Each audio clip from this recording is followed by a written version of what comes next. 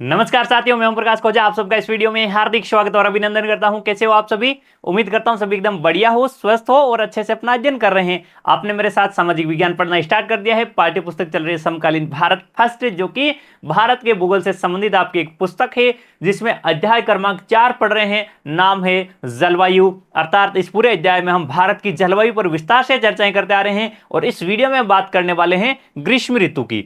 तो देखिएगा, आपने पीछे सारे वीडियोज ये देख रखे हैं, जिसमें आपने शुरुआत में मौसम और जलवायु के विभिन्न तत्वों को जाना था। मौसम और जलवायु को नियंत्रित करने वाले कारक कौन कौन से हैं और भारत की जलवायु कौन कौन से कारकों से प्रभावित होती है, उनकी हमने चर्चाएं की। उसके बाद में हम भारत की जलवायु को पढ़ने के लिए हम भारत आपके एक साल को विभिन्न ऋतुओं में विभाजित करते हुए 4 इन प्रमुख ऋतुओं का अध्ययन करते आ रहे हैं, जिसमें आपने पिछले 2 वीडियोस के दौरान आपने पढ़ा है कि शीत ऋतु, इसमें शीत ऋतु को पिछले 2 वीडियो में पढ़ा है, जिसमें आपने शीत ऋतु और उस शीत ऋतु में आने वाले चक्रवाती विक्षोभों के बारे में हमने चर्चाएं की। और इसमें हम जानने वाले हैं ग्रीष्म ऋतु, अर्थात ग्रीष्म ऋतु क्या है, इसकी क्या विशेषताएं होती है, इसमें किस प्रकार की जलवायविक और मौसमी दशाएं होती है, कौन कौन से वायुमंडलीय परिघटनाएं होती है। तो लगातार वीडियो में साथ बने रहना।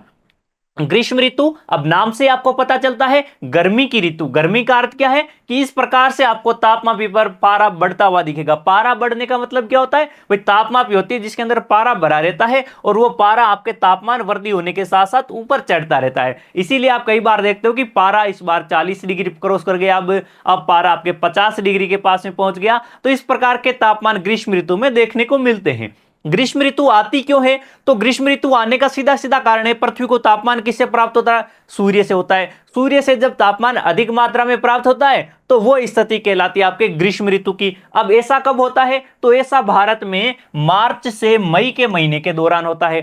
अब मार्च से मई के दौरान ही क्यों होता है? तो उसके लिए आपको जानना पड़ेगा कि पृथ्वी और सूर्य की सापेक्षिक स्थितियां। पृथ्वी सूर्य के चारों ओर परिक्रमा लगाती है, अपने अक्ष पर घूर्णन करती है। हम बात करेंगे पृथ्वी सूर्य के चारों ओर परिक्रमा लगाती है, यानी कि 365 दिन में पृथ्वी सूर्य का एक पूरा परिक्रमण करती है। उस कक्षा की हम बात करेंगे। उस कक्षा में पृथ्वी आपके अक्ष पर कितनी झुकी हुई है? 23.5 डिग्री। पृथ्वी अपने जो पृथ्वी का अपना ये मूल अक्ष होता है, इस मूल अक्ष से पृथ्वी का झुकाव यहां पर रहता है 23.5 डिग्री का। इस 23.5 डिग्री के झुकाव की वजह से पृथ्वी पर सूर्य की किरणें आपके प्रत्येक बिंदु पर सीधी नहीं गिर पाती है। तो कहां तक सीधी गिरती है? तो आपने यह देखा है कि आपने पीछे पढ़ा है कि पृथ्वी पर सूर्य की किरणें आपके केवल सीधी कहां तक गिरती है?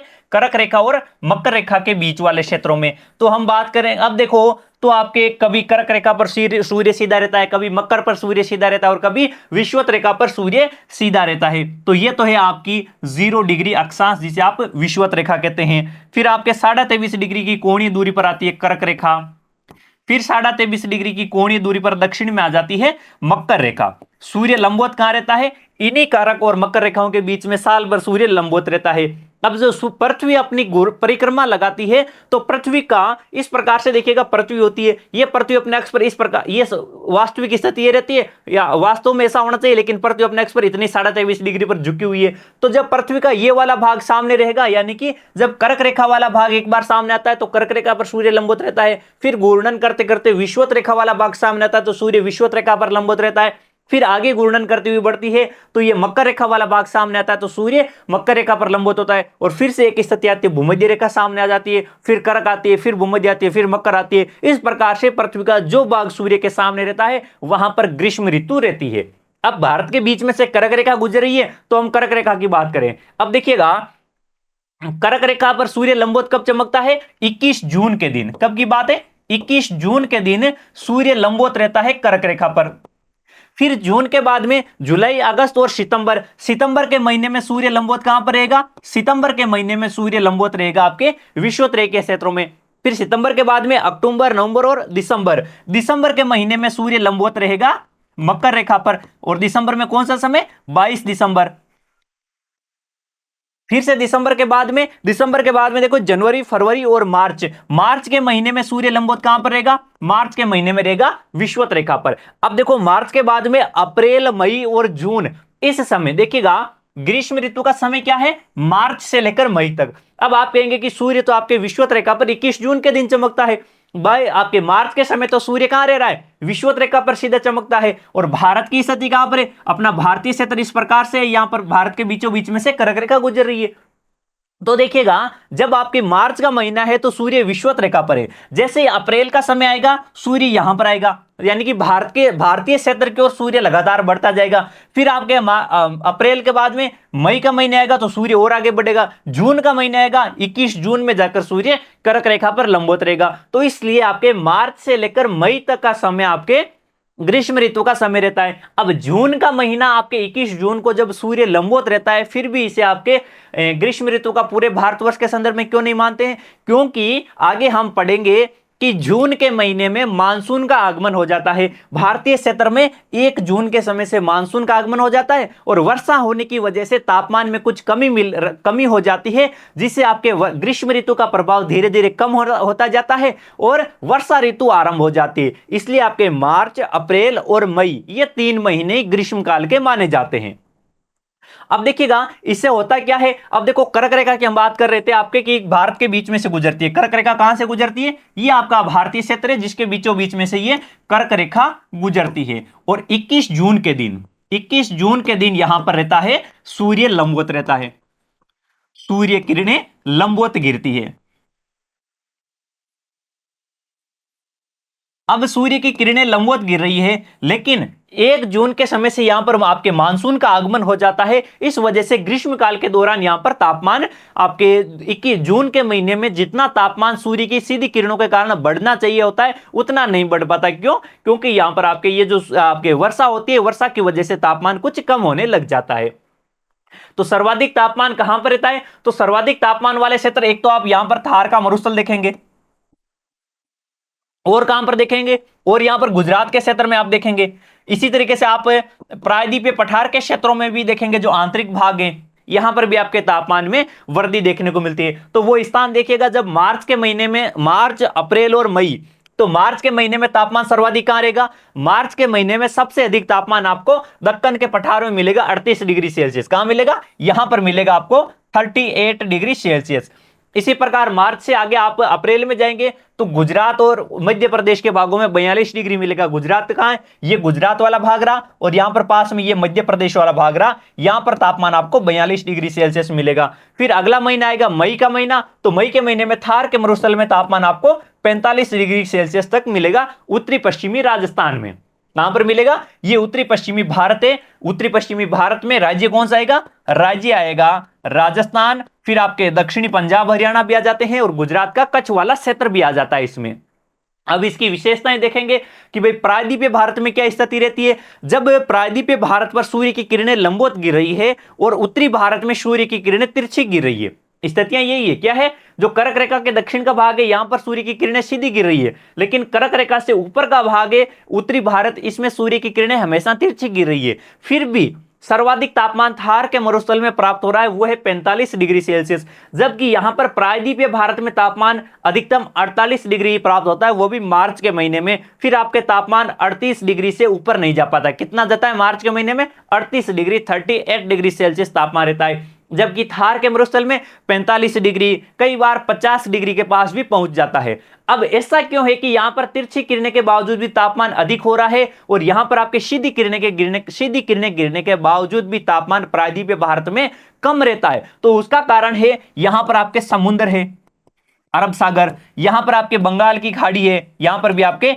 समुद्री भाग है। तो यहां पर इस समुद्र की समकारी जलवायु का प्रभाव है, समुद्र की समकारी जलवायु का प्रभाव होता है प्रायद्वीपीय भारत पर, जो 3 और समुद्र से घिरा हुआ है। दक्षिण में आपके हिंद महासागर मिलता है, तो इसी वजह से यहां पर तापमान कम होता है। और जो थार का मरुस्थल है, उत्तरी भारत है, उत्तरी पश्चिमी भारत है, यहां पर आपके महाद्वीपीयता का प्रभाव है। और महाद्वीपीयता क्या होती है, महाद्वीपीयता का अर्थ होता है कि भाई समुद्र तट से दूरी बढ़ने के साथ साथ में समुद्र की समकारी जलवायु का प्रभाव कम होता है, और महाद्वीपीय जलवायु का प्रभाव देखने को मिलता है, जिसमें ग्रीष्मकाल के दौरान अधिक गर्मी पड़ती है, शीतकाल के दौरान अधिक ठंडी पड़ती है, यानी कि तापमान कम हो जाता है। तो इसी वजह से आपके प्रायद्वीपीय पठार में तापमान आपके समुद्र के प्रभाव की वजह से कम रहता है, जबकि उत्तर भारत में तापमान में वृद्धि होती है और वायुदाब में भी कमी आ जाती है। अब वायुदाब में कमी आती है तो उसका क्या प्रभाव पड़ता है, मई का महीना है, मई के महीने में आपको सर्वाधिक तापमान कहां मिलता है? यहां पर आपको मई के महीने में तापमान मिलेगा 45 डिग्री सेल्सियस। इस पूरे क्षेत्र में आपको 45 डिग्री सेल्सियस का तापमान मई के महीने में मिल जाएगा, यानी कि राजस्थान वाले इन क्षेत्रों में, गुजरात के कुछ क्षेत्र आते हैं, पंजाब हरियाणा के कुछ क्षेत्र आते हैं। अब यहां पर तापमान कम होगा, जब जब तापमान अधिक होगा, जब जब तापमान अधिक होगा, वायुदाब ऑटोमेटिकली अपने आप कम हो जाता है, क्योंकि धरातल पर तापमान और वायुदाब में विपरीत संबंध पाया जाता है। एक में वृद्धि होती है तो दूसरे में कमी होती है। अब मई के महीने में क्या हो रहा है? तापमान में वृद्धि हो रही है, तो वायुदाब क्या हो जाएगा? कम हो जाएगा। और ये वायुदाब कम कहां होता?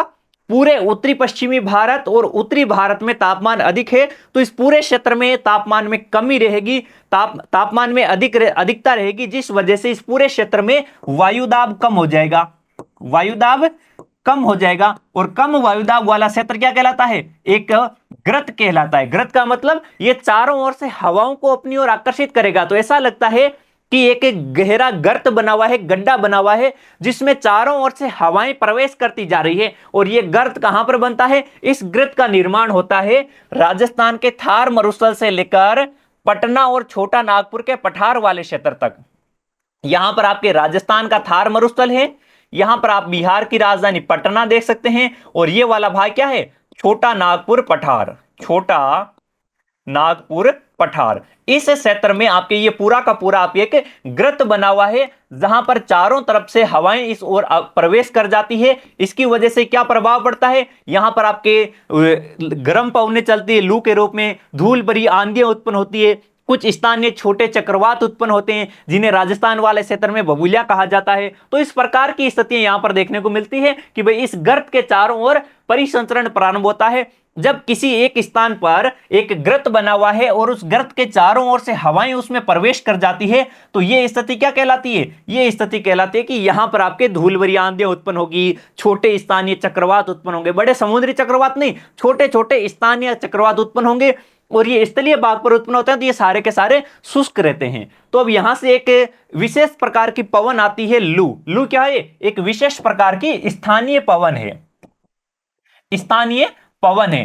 किस प्रकार की है? तो इस पर इसकी प्रकृति है गर्म। ये क्या है? गर्म होती है, शुष्क होती है, और इसमें धूल भरी आंधियां भी रहती है। इनकी दिशा क्या रहती है? ये आपके पश्चिम दिशा से होकर प्रवाहित होती है, यानी कि पश्चिम और उत्तर पश्चिम दिशा से ये चलने वाली एक पवन होती है। अब ये ग्रीष्म काल का एक प्रभावी लक्षण होता है, धूल भरी और शुष्क आपके क्या होती है? धूल भरी गर्म और शुष्क पवनें रहती है। ये उत्तरी भारत और उत्तरी पश्चिमी भारत में दिन के समय में चलती है, और दोपहर के बाद के समय में इसका प्रभाव सर्वाधिक देखने को मिलता है, यानी कि दोपहर 12 बजे के बाद में लू का प्रभाव सर्वाधिक देखने को मिलता है। इसका प्रभाव भारत के कौन से राज्यों में रहता है?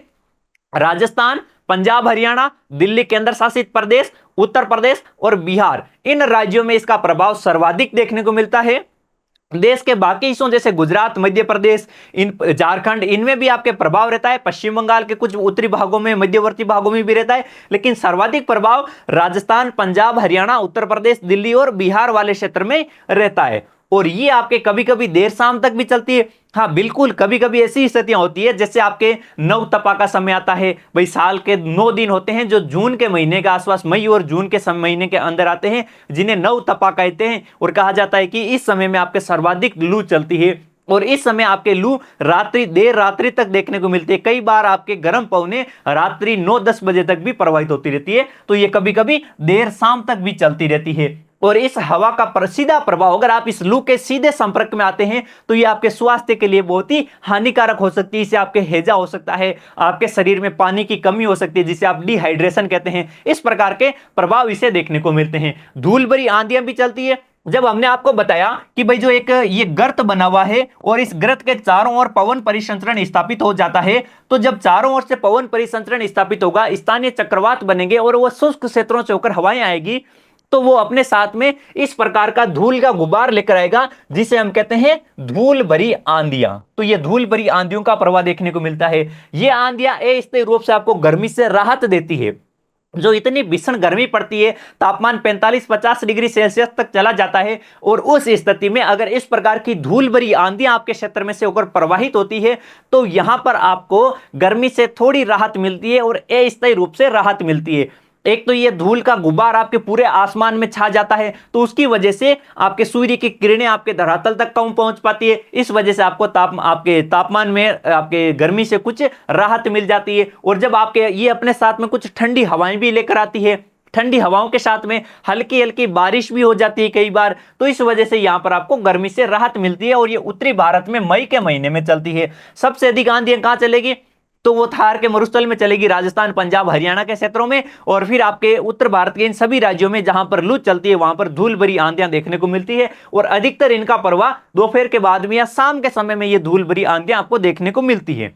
ठीक है, अब देखिएगा कुछ आपके स्थानीय चक्र, आपके जो ये आपके धूल भरी आंधियां हो गई, आपके लू हो गई, इनके अलावा भी ग्रीष्मकाल की कुछ विशेषताएं होती है। उन विशेषताओं में आता है कि आपके मूसलाधार बारिश भी हो जाती है। अब ये कैसे होती है, तो इसके लिए देखो, जब ये मौसम में आपके स्थानीय स्तर पर गरज और चमक के साथ में तूफान देखने को मिलते हैं, उन तूफानों के साथ में मूसलाधार बारिश होती है। ये बारिश क्या होती है, कुछ आपके समुद्री तूफान होते हैं। उन समुद्री तूफानों के माध्यम से जो समुद्र की आर्द्र पवनें हैं, चाहे अरब सागर से हो, बंगाल की खाड़ी से हो, ये आर्द्र पवनें भारतीय क्षेत्र की ओर आंतरिक भागों में प्रवेश करती है। उसकी वजह से आपके ग्रीष्मकाल के अंतिम समय में यानी कि मई और जून के महीने में मूसलाधार बारिश होती है। और ये बारिश आपके कम समय के लिए होती है। यह नहीं होता है कि बहुत ही अधिक हो जाती है, तीव्र गति से हो जाती है, बहुत ही अधिक लंबे समय तक होती है। लंबे समय तक नहीं होती है, थोड़ी मात्रा में होती है, तेजी से होती है और बहुत ही तीव्र गति से होती है और तीव्र हवाओं के साथ में होती है। और इसमें कई बार आप हिमवृष्टि भी देख सकते हैं। हिमवृष्टि अर्थात ओलावृष्टि देखने को मिलती है, यानी कि जिस प्रकार से पानी की बूंदें गिरती है उसी प्रकार से बर्फ के छोटे छोटे गोले देखने को मिलते हैं। जैसे कांच के वो कंचे आते हैं ना जो खेलने वाले, उन कंचों के समान के आपके बर्फ के गोले गिरते हैं जिन्हें आप ओलावृष्टि कहते हैं। अब इसी प्रकार की जो वर्षा होती है ग्रीष्मकाल की, उसे पश्चिम बंगाल वाले क्षेत्र में काल बैसाखी कहते हैं। अब ये काल बैसाखी नाम क्यों आया, तो ये आपके जो अपना हिंदी कैलेंडर है, हिंदी कैलेंडर में जो ग्रीष्मकाल का एक महीना होता है वैशाख, ग्रीष्मकाल का महीना क्या होता है, वैशाख। पहला महीना चैत्र होता है, दूसरा महीना होता है वैशाख। तो वैशाख के महीने में ये आपके वर्षा होती है, तो इसलिए इसे कह दिया जाता है काल बैसाखी। अब काल बैसाखी क्यों कहा जाता है, क्योंकि इस समय देखिएगा पश्चिम बंगाल में स्थिति क्या होती है, एक तरफ तो यहां से गर्म पवनें आती है, दूसरी तरफ से आपके बंगाल की खाड़ी से आर्द्र पवनें आती है। ये दोनों पवनें एक साथ में मिल जाती है, यानी कि एक तरफ तो इन आर्द्र पवनों से वर्षा हो रही है, दूसरी तरफ से आपके लू आ रही है गर्म पवनों वाली। इन दोनों के मिश्रण से यहां पर आपके कष्टदायी मौसम तैयार होता है, इसलिए इसे कहा जाता है काल बैसाखी। बैसाख महीने में आने वाला काल यानी कि कष्टकारी मौसम, ये आपके काल बैसाखी की स्थिति होती है, जिसमें आपके लू भी रहती है और हवा आपके ये वर्षा भी हो जाती है। इसी प्रकार से आपके मानसून पूर्व की वर्षा होती है ग्रीष्म ऋतु के ठीक बाद में। आपके मई का महीना ग्रीष्म ऋतु का होता है और 1 जून से मानसून का आगमन होता है। तो जो एक मई के महीने में जो मानसून के आगमन से पहले जो थोड़ी मात्रा में वर्षा होती है उसे कहा जाता है मानसून पूर्व की वर्षा। इस मानसून पूर्व की वर्षा को विभिन्न क्षेत्रों में अलग अलग नामों से जाना जाता है। वो नाम कौन से हैं, तो उन नामों को देखिएगा। आपके केरल के क्षेत्र में, केरल के क्षेत्र में क्या कहते हैं, जो यहां पर केरल का मालाबार तट है, क्या है भाई, ये केरल वाला, और यहां पर पास में कर्नाटक, केरल और कर्नाटक का मालाबार तट है, यहां पर इसे कहा जाता है आम्र वर्षा। यहां पर क्या कहते हैं, यहां पर कहा जाता है आम्र वर्षा, जो केरल कर्नाटक के मालाबार तट पर होती है। इस आम्र वर्षा का फायदा क्या होता है, इससे आम की फसलें जल्दी से पक जाती है, इसीलिए इसे आम्र वर्षा कहते हैं। होती क्या है, मई के महीने में होने वाली मानसून पूर्व की वर्षा ही है। अब इसके अलावा और क्या कहते हैं, अब केरल और कर्नाटक के कुछ क्षेत्रों में यहां पर आपके कॉफी के बागान वाले क्षेत्रों में वर्षा होती है, इसी समय की वर्षा, उसे कहा जाता है फूलों की बौछार। क्या कहते हैं इसे, फूलों की बौछार कहा जाता है, या इसे कहा जाता है आपके चेरी ब्लास्म, इसे ही कहा जाता है चेरी ब्लास्म। ये फूलों की बौछार या चेरी ब्लास्म कहां होती है, केरल और कर्नाटक के क्षेत्रों में कॉफी के बागानों में। देखो मानसून पूर्व की वर्षा ही है, अगर आपके केरल कर्नाटक में कॉफी के बागानों में या कहवा के बागानों में जो वर्षा होगी उसको तो आप फूलों की बौछार या चेरी ब्लास्म कह देंगे। इससे फायदा क्या होता है, इससे आपके कॉफी के फूल जल्दी खिल जाते हैं, इसलिए इसे क्या कहा जाता है, कॉफी के फूल जल्दी खिलने के कारण इसे फूलों की बौछार कहते हैं। दूसरी तरफ जो आम के बागानों में वर्षा होगी मालाबार तट पर, उसे हम कह देंगे आम्र वर्षा। क्यों, क्योंकि इससे आम की फसल जल्दी से पक जाती है। तो ये होती है आपके मानसून पूर्व की वर्षा। और इस वीडियो का आपका लर्निंग आउटकम्स रहा है भारत में ग्रीष्म काल की ऋतु की विशेषताएं, ग्रीष्म ऋतु की मौसमी अवस्थाएं क्या है, इसकी विशेषताएं क्या है। उम्मीद करता हूं कि इन विशेषताओं को आपने अच्छे से समझ लिया है। मैंने आपको सिंपल से सिंपल भाषा में और बढ़िया से डायग्राम के माध्यम से एक्सप्लेन करने का प्रयास किया है। उम्मीद करता हूं कि आप इनको अच्छे से समझ पाए होंगे। अगर ऐसा है तो आपका छोटा सा टेस्ट हो जाए और आपका पहला सवाल स्क्रीन पर आता है। केरल और कर्नाटक में होने वाली मानसून पूर्व की वर्षा किस नाम से जानी जाती है? केरल कर्नाटक यानी कि मालाबार तट पर जो मानसून पूर्व की वर्षा होती है वो किस नाम से जानी जाती है? महावट, आम्र वर्षा, काल वैसाखी या फिर बारदोली छीड़ा? देखिएगा, महावट को तो आपने शीत ऋतु में पढ़ा है, यह तो आपके शीतकालीन वर्षा है, शीतकालीन वर्षा है। और यह वर्षा होती है आपके उत्तरी और उत्तरी पश्चिमी भारत में, उत्तरी वे उत्तरी पश्चिमी भारत में होती है। किससे होती है? ये आपके इन उत्तरी आपके जो पश्चिमी चक्रवात आते हैं भूमध्य सागर में उत्पन्न होने वाले शीतोष्ण कटिबंधीय चक्रवातों से होने वाली वर्षा है। आम्र वर्षा की बात करें तो ये आपके मालाबार तट पर केरल कर्नाटक के क्षेत्र में आम की फसलों वाले क्षेत्रों में होने वाली वर्षा है, जिसकी वजह से आम की फसल जल्दी पक जाती है। काल वैसाखी कहां पर होती है? यह पश्चिम बंगाल में है। एक आपके ऑप्शन दे में दिया है बारदोली छीड़ा, याद आ रहा है किसी को बारदोली छीड़ा? तो बारदोली छीड़ा असम में होती है। असम में मानसून पूर्व की वर्षा, असम में मानसून पूर्व वर्षा। पश्चिम बंगाल में काल वैसाखी। आम्र वर्षा आम की खेती करने वाले क्षेत्रों में केरल कर्नाटक में।